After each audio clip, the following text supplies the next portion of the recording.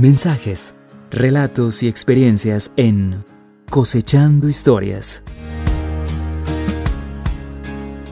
Los relatos que hacen historia, que hacen camino.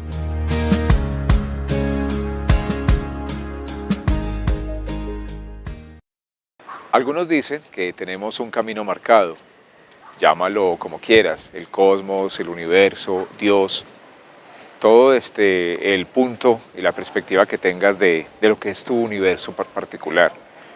Algunos eligen ser sociólogos, artistas, médicos, y nuestra invitada de hoy, en Cosechando Historias, María Teresa Agudelo, nos va a compartir esa vida, esos años, su infancia, su adolescencia, su juventud, y nos va a hablar de un personaje muy importante y muy querido desde luego por los dominicanos y por el pueblo colombiano entero. Vamos a hablar también de Tomás Carrasquilla Naranjo, pero que sea María Teresa Agudelo precisamente quien se presente ante las cámaras y los micrófonos de Cosechando Historias y del canal Dominicano TV. María Teresa, bienvenida a estos micrófonos. Hola, muchas gracias por la invitación. Sí, mi destino está marcado por la literatura. En algún momento de mi vida me desvié, pero volví a tomar ese camino. Y eso fue lo que me trajo a Santo Domingo, la literatura, Tomás e Isabel Carrasquilla, porque también es muy importante esa figura de Isabel Carrasquilla. Pero para llegar a Tomás y a Isabel, primero vamos a hacer un viaje imaginario, pero muy real, a través del tiempo, en esa máquina maravillosa que se llama nostalgia, recuerdo y ensoñación, donde nace María Teresa Agudelo. Yo nací en Támesis, Antioquia, en el suroeste de Antioquia, y allá estuve hasta mis 17 años. Y ya pues me fui para Medellín y después de eso me he movido bastante porque soy muy andariega. ¿Una niñez tranquila, normal dentro de lo que puede transcurrir la niñez de cualquier ser humano o también tuvo sus tropiezos? ¿Cómo fue ese momento infantil en su vida? Pues fue generalmente muy tranquilo, como la niñez de un pueblo donde uno crece pues por ahí en las mangas, en los ríos, con los amigos, con mucha libertad. Aunque ya los últimos años sí fueron duros porque ya llegó también la violencia, aunque Támesis no tuvo, digamos, tanta violencia como pudo haber tenido Santo Domingo, sí hubo un suceso muy duro en mi vida que fue el asesinato de mi papá, que fue incluso lo que nos hizo salir del pueblo. ¿Víctima de la violencia que vivía el departamento y el país? Pues sí, pero también un poco la violencia común, pero tiene que ver también con todo eso. Él tenía un negocio y empezaron a extorsionarlo y después fue cuando lo mataron y luego empezaron a extorsionar a mi mamá, pero ahí había involucrada también policías, por ejemplo, activos del municipio. Fue una cosa horrible, entonces eso fue como lo más duro, pero si nos vamos hacia atrás de ese evento fue una niñez muy tranquila. Y lamentablemente todos los colombianos de alguna forma nos hemos visto involucrados en hechos violentos debido a la violencia por la que Colombia siempre ha atravesado en los últimos 50 o 60 años, pero ese es tema para otro programa. María Teresa, su infancia y su adolescencia, como lo decía, transcurren en el municipio de Támesis. ¿Su época escolar cómo la vivió? Súper tranquila, súper disfrutada, porque pues estudié precisamente por estudiar en un pueblo, en una escuela y en un colegio como con mangas, donde uno podía correr. Entonces fue muy rico y siempre no sufrí como de bullying ni nada de esas cosas. Siempre me sentí muy querida por mis compañeros y no, fue muy disfrutada.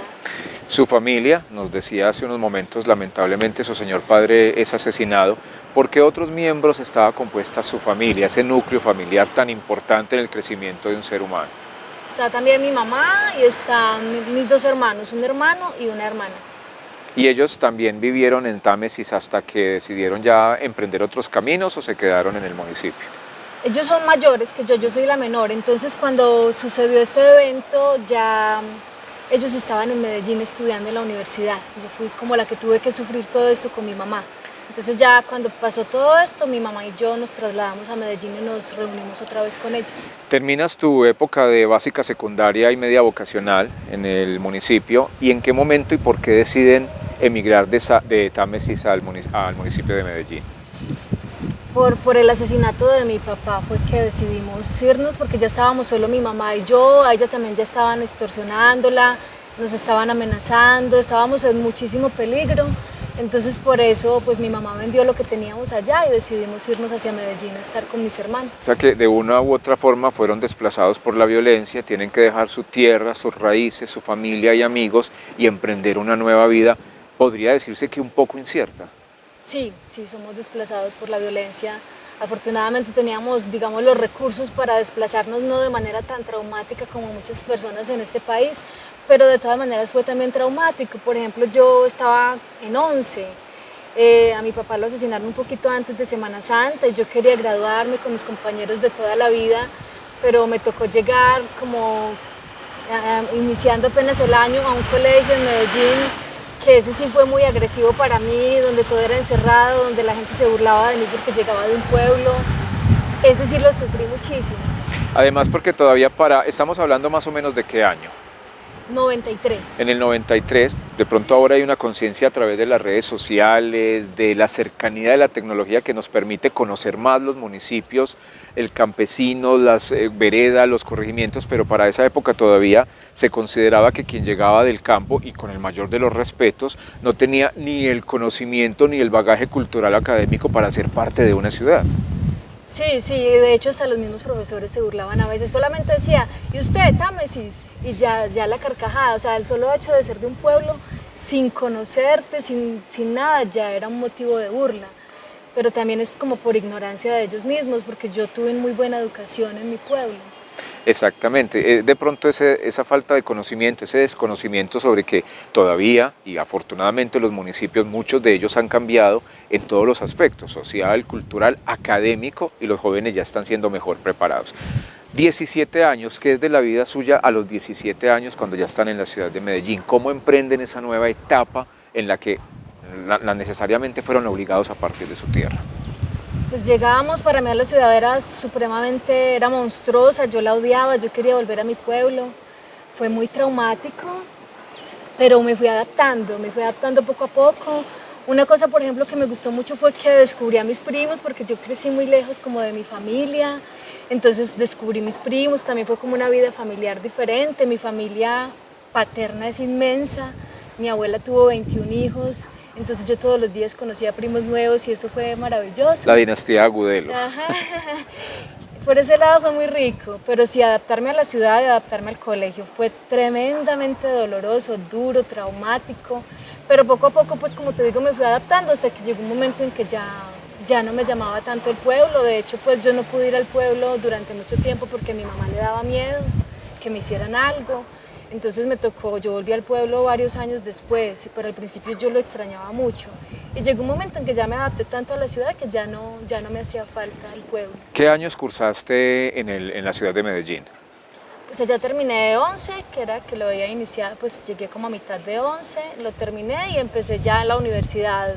Inicialmente estudié nutrición y dietética. Pero déjame decirte, y para los televidentes, que es mucho más traumático llegar al grado 11 porque por regla general todos los compañeros vienen juntos, primaria, secundaria, uno es el nuevo, adaptarse a esa situación. Y como tú mismo lo manifestabas, el bullying, en esa época no lo llamábamos bullying, o tú no lo llamabas bullying, y esa palabra no existía, es parte de esa terminología nueva a la que nos hemos ido adaptando paulatinamente. Eso fue mucho más complejo, llegar donde todos son amigos, son compañeros, son llaves, son parceros, como lo quieran llamar, y llegar como la niña nueva.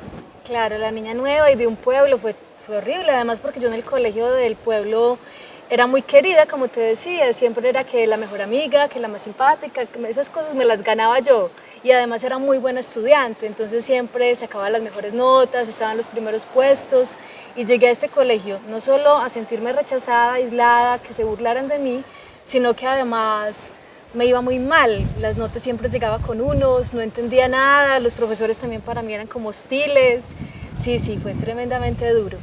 Terminas tu bachillerato, te gradúas y algo que me pareció algo simpático, pero más adelante lo vamos a ir desmembrando y saber el por qué, nutrición y dietética, Tomás Carrasquilla, pero arranquemos por nutrición y dietética, ¿en qué universidad y por qué? Nutrición y dietética en la de Antioquia. Yo creo que uno a los 17 años no sabe muy bien qué quiere hacer con la vida.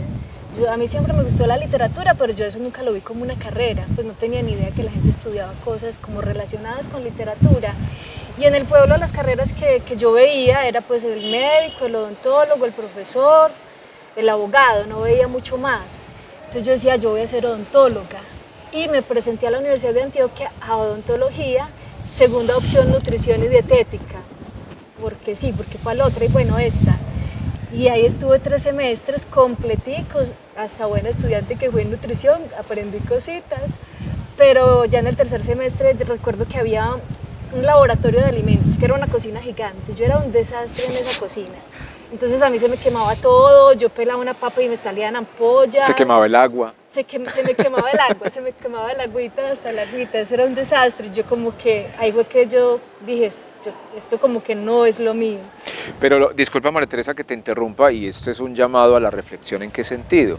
Una persona, un joven de 16, 17 años, un adolescente, adolecemos, todavía qué tan preparado está para enfrentar un futuro académico que quizás va a determinar todo su desarrollo profesional, personal y laboral. Entonces, ¿hasta dónde Colombia, por ejemplo, podría implementar en los colegios, sé que algunos colegios privados lo tienen, ese grado 12, o por lo menos si no hay un grado 12, el enseñarle, el llevar a los estudiantes ¿a qué? A que conozcan un poco más sobre esa orientación profesional que va a determinar su futuro. Mire, existen diferentes carreras, existen diferentes ramas del conocimiento, usted enfóquese, pero no a los 16 años, porque me van a perdonar los televidentes, aquí es un aspecto muy personal. A mí me ocurrió lo mismo, entro a la Universidad de Antioquia, preséntese a filosofía, y fue un desastre, porque yo no estaba todavía, no tenía claro en mi vida qué quería hacer. Entonces es como un llamado a esa preparación y a esa indicación que le da el docente en el colegio desde 10º y 11 para que usted sepa de alguna forma cuando termina su etapa electiva a qué se va a dedicar. Totalmente de acuerdo, sí, porque y me pasó con muchos compañeros que también estaban en las mismas condiciones, de pronto en un grado 12, pero sí una orientación vocacional, porque los muchachos no saben qué quieren realmente.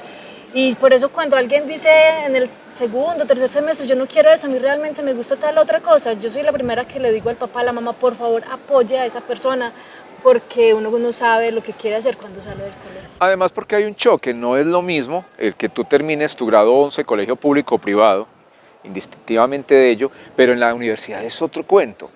No tienes que rendir horarios en muchas ocasiones, en la casa ya tienes cierta libertad porque te están esperando y muchas veces no, tengo parciales, trabajos de equipo. Entonces esa presión que tú recibes del paso del colegio a la universidad es muy diferente.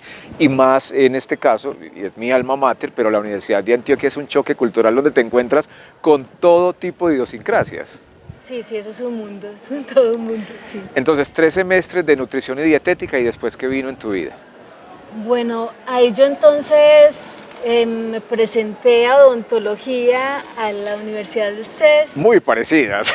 Y afortunadamente no pasé. Y Sí. sé que me fue muy bien en el examen porque yo ya había estudiado varios semestres en la de Antioquia y era buena estudiante y yo respondí el examen del CES y sé que me fue supremamente bien, pero me hicieron una entrevista, además del examen escrito, donde me preguntaron por política.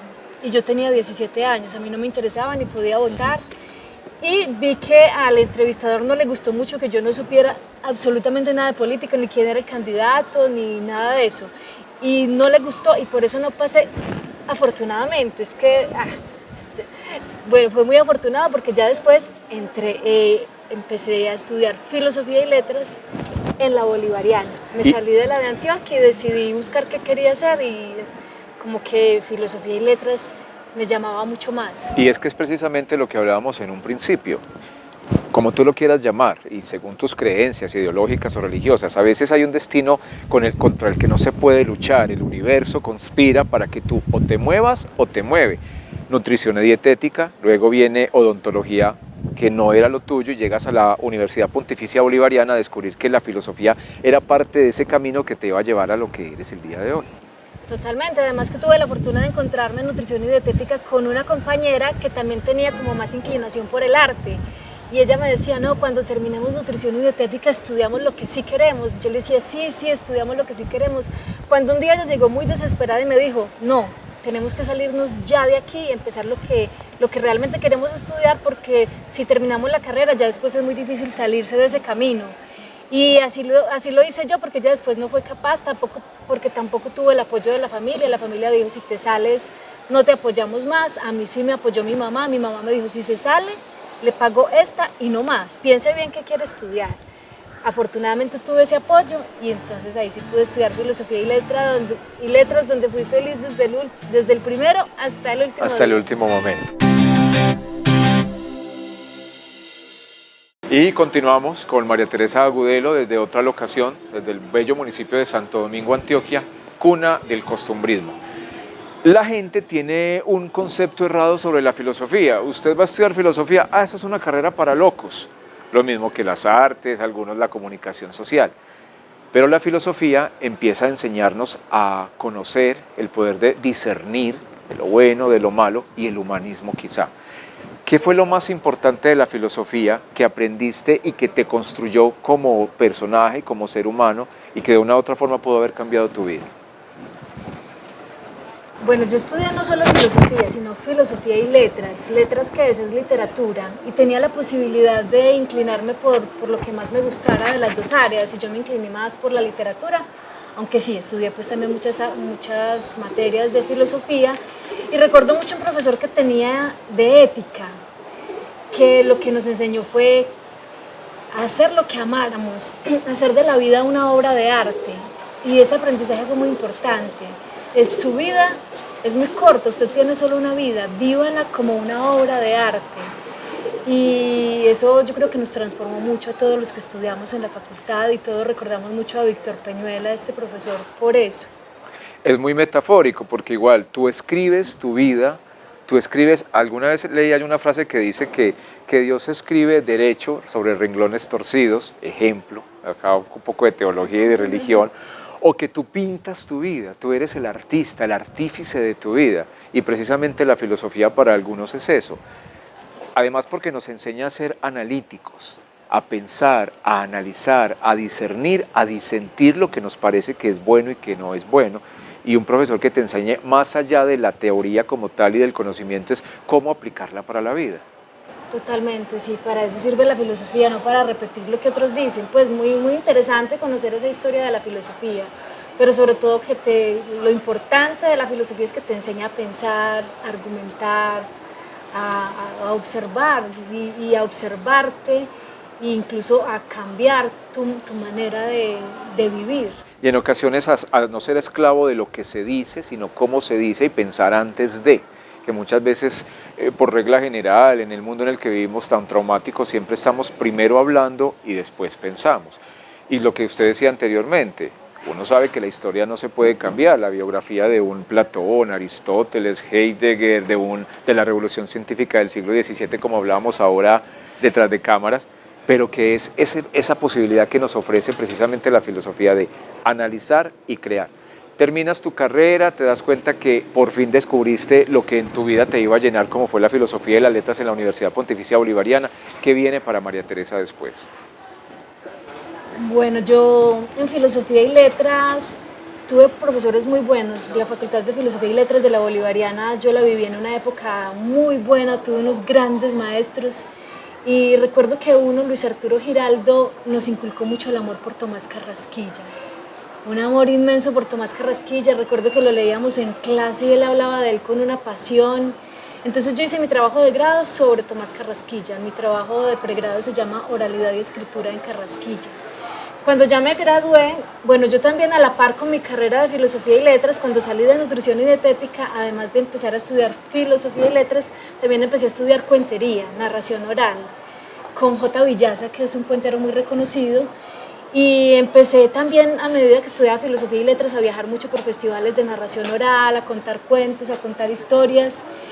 Y aunque yo cuando empecé a estudiar Filosofía y Letras, todo el mundo me decía, vas a ser profesora, vas a ser profesora, vas a ser profesora. Y yo, bueno, pues seré profesora, pero estoy estudiando lo que me gusta.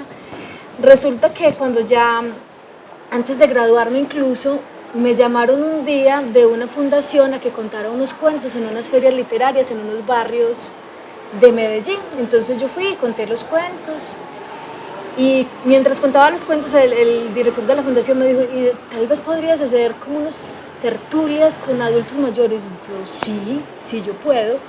Y entonces las hice, me fue bien y podrías de pronto hacer unas lecturas en voz alta. Y yo claro, les puedo hacer. y por eso pagan, pues, y entonces yo después, ¿y eso cómo Pagar se por llama? lo que me gusta Por lo hacer. que me gusta, y cómo se llama esto, pues, me decían, promotor de lectura, y yo, ay, eso es ser promotor de lectura, yo quiero ser eso.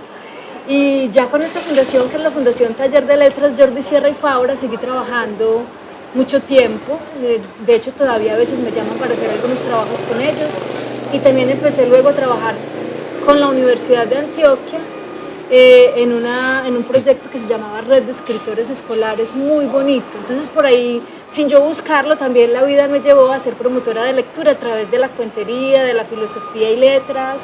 Por ahí me fui encaminando y he trabajado mucho pues con este tema. Pero antes de continuar y hablar de Carrasquilla, regresemos a ese profesor de la Universidad Pontificia Bolivariana, el que les inculca el amor y la pasión por Tomás Carrasquilla. Él lo hacía porque tenía un vínculo con Santo Domingo o leyó la obra de Carrasquilla. ¿Cuál era ese fundamento, ese contexto para decirles es que Carrasquilla es un elemento importante para ser tema de estudio? Luis Arturo Giraldo, Arturito lo llamo yo, no tenía ningún vínculo con Santo Domingo, pero sí un vínculo con la literatura, con la buena literatura. Entonces yo vi varias clases con él y una de las clases que vi fue literatura colombiana. Y en literatura colombiana tenés que hablar de Tomás Carrasquilla. Tomás Carrasquilla es obligatorio. Es obligatorio, es que es uno de los grandes escritores que ha tenido Colombia en su historia. Como entonces, quizás hablar de José Asunción Silva, de Jorge Isaacs, de Gabriel García Márquez un poco más moderno, porque hacen parte de nuestra historia literaria. Totalmente. Entonces yo recuerdo mucho que Luis Arturo Giraldo hablaba con mucha pasión de Tomás Carrasquilla. Recuerdo mucho cuando nos leía el inicio de A la Plata, que es un cuento de Tomás Carrasquilla, y nos decía, qué hijo, no les voy a decir, descripción, porque era así pues muy apasionado, y nos hizo apasionar mucho por Tomás Carrasquilla. Entonces también por eso fue que yo hice mi trabajo de grado sobre él, de hecho me lo asesoró el profesor Luis Arturo, y seguí siempre leyendo mucho a Carrasquilla, investigándolo. Literariamente, ¿cuál fue el primer contacto con Carrasquilla en la universidad? Fuera de ese fragmento del que le habla el profesor que dice que qué hijo de descripción que hace, ¿cuál fue ese primer encuentro cuando dice, bueno, vamos a ver de qué se trata, quién era, de qué se trató, qué escribía? Ese primer encuentro literario fue con cuál de las obras de Carrasquilla. Pues con los cuentos, con A la Plata, en La Diestra de Dios Padre, que recuerdo que el profesor Luis Arturo nos decía, tienes que montar eso para cuentería, ese cuento lo tienes que montar, pero ya mucha gente lo contaba, ya tenía muchas representaciones teatrales. Entonces recuerdo que monté, cuando estaba estudiando a Tomás Carrasquilla, monté Simón el Mago en narración oral. Que es como, y bueno, ya después empecé a leer todos los cuentos, las novelas, la obra completa me la leí. Aunque por ahora vamos a seguir hablando de su vida literaria, desde luego, y su carrera, pero vamos a hacer una pausa para hablar un poco sobre estas dos obras en particular, sin meterla en camisa de 11 varas. Cuando hablamos, por ejemplo, de En la Diestra de Dios Padre, ¿usted se queda con la obra original de Carrasquilla o no sé si ha tenido la oportunidad de leer la adaptación que hace Enrique Buenaventura? No, pues yo me quedo con la original siempre, pues ya lo que pasa es que son diferentes los lenguajes pues sí, del cuento y ya de la obra teatral, la dramaturgia, la de Buenaventura tenía un objetivo que era llevarlo al teatro. Y es mucho más humorística. Sí, no, y está muy bien hecha, la adaptación está muy bien hecha, pero yo siempre voy a preferir la obra original de Tomasito, ¿no? Y sobre todo porque la puesta en escena, y con todo el respeto de quienes desde luego la han llevado al teatro, pues hasta ahora no se ha llevado a la televisión, pero al teatro, algunos de los que podría considerar que la han interpretado muy bien es la gente del pequeño teatro en la ciudad de Medellín, desde quien interpreta a Peralta, a Maruchenga, a Peraltona, al Diablo, a Pedro, bueno, cada uno de los personajes. Pero muchos, los que conocen de cine y películas que se han llevado, libros que se han llevado al cine o a la televisión, dicen, nunca va a llegar a ser igual al original. Y venimos con la otra pregunta sobre Simón el Mago. Sabemos que Víctor Gaviria la lleva a finales de los años 90 al cine. ¿El contexto cambia mucho o se basa realmente en lo que hizo Carrasquilla narrando la vida de este niño que quería volar y quería convertirse de una u otra forma en bruja? Pues yo vi la película hace mucho tiempo y no lo recuerdo tan bien. Que de hecho fue grabada acá. Sí, ya viste la casa donde la grabaron incluso. Pero pues sí, lo que decía, siempre para uno va a ser mejor el libro porque con el libro uno tiene la posibilidad de imaginar y en cambio ya en la película le muestran una cosa diferente a lo que uno se imaginó, pero hay que entenderlo pues como dos lenguajes. Por ejemplo, el niño se llama en la película Simón, porque el cuento se llama Simón el Mago, pero realmente en el cuento es Santoñito. Entonces ahí le cambian el nombre para de alguna manera relacionarlo con el título. Y a los personajes a frutos, por ejemplo, yo me la imaginaba muy distinta, pero eso ya tiene que ver con el imaginario de cada uno cuando lee. Precisamente la semana pasada estuve viendo una obra de teatro de San Antoñito, del TPM, y salí muy decepcionada porque ellos sí que se salieron totalmente de la obra original. Hicieron otra obra que para mí no tiene nada que ver con San Antoñito. Pintaron a un San Antoñito, a un Damiancito mucho más carnal o mucho más espiritual, porque recuerdo que hacia los años 80, el director y actor ya fallecido Pepe Sánchez, a través de el Focine de ese entonces, que era quien se encargaba de todas las películas y cortometrajes en Colombia, llevó al cine un cortometraje sobre San Antoñito, y fue más caricaturesco que realmente representando la obra de Carrasquilla. Este San Antoñito, el gran problema que le doy yo es que revelaron desde el principio de la obra el final. El final de quién era realmente nuestro Damiancito. De quién era nuestro Damiancito. Entonces, pero la gracia del cuento es que es un santico y que uno cree que es un santico y al final sale con la sorpresa. En cambio aquí desde el principio lo mostraron como pícaro, como coqueto, como... Entonces uno pues yo decía, pero ¿por qué le van a dañar la sorpresa? Que este es un cuento con sorpresa y esa es su esencia. Entonces le dañaron la sorpresa. Y eso precisamente sí hizo Pepe Sánchez en el cortometraje. Él muestra a un Damiancito formal, mojigato, que solamente se dedicaba a orar, a irse a misa muy temprano, mientras que realmente, pero no contemos eso porque hacemos un spoiler y dañamos la historia como es.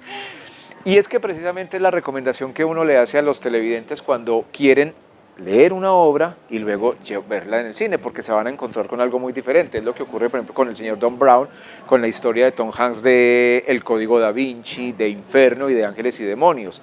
Quienes han leído la obra literaria dicen que se aleja completamente de la película, pero hay que entender algo, en 2 horas resumir toda una obra literaria es muy complejo. Claro, no, y también, sabes que también he visto la película de San Antoñito, no cortometraje, sino película. La película. La vi en el Festival de Cine de Santa Fe de Antioquia, no recuerdo el director, esa me pareció muy interesante, esa me pareció mucho más cercana, pues sí, como al libro, pero como tú dices, son 2 lenguajes, no se puede resumir en 2 horas pues el libro.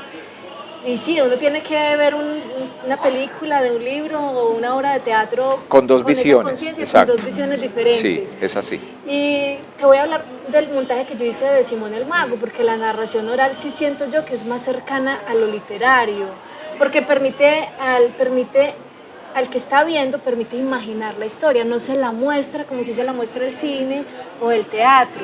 En eso se parece a la literatura, y es que permite al otro imaginar. Y además como yo lo hago, pues sí, hago adaptaciones, hago recortes, pero soy muy fiel a la obra original.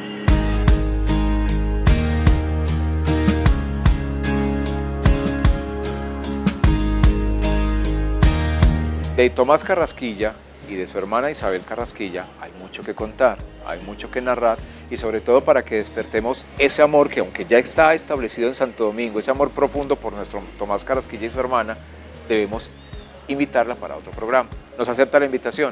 Encantada, claro que sí. A ustedes muchas gracias por estar con nosotros, Tomás Carrasquilla, Isabel Carrasquilla y desde luego María Teresa Agudelo, nuestra invitada del día de hoy. Hasta pronto y muchísimas gracias, hasta un próximo programa. Esta historia continuará. Cosechando historias.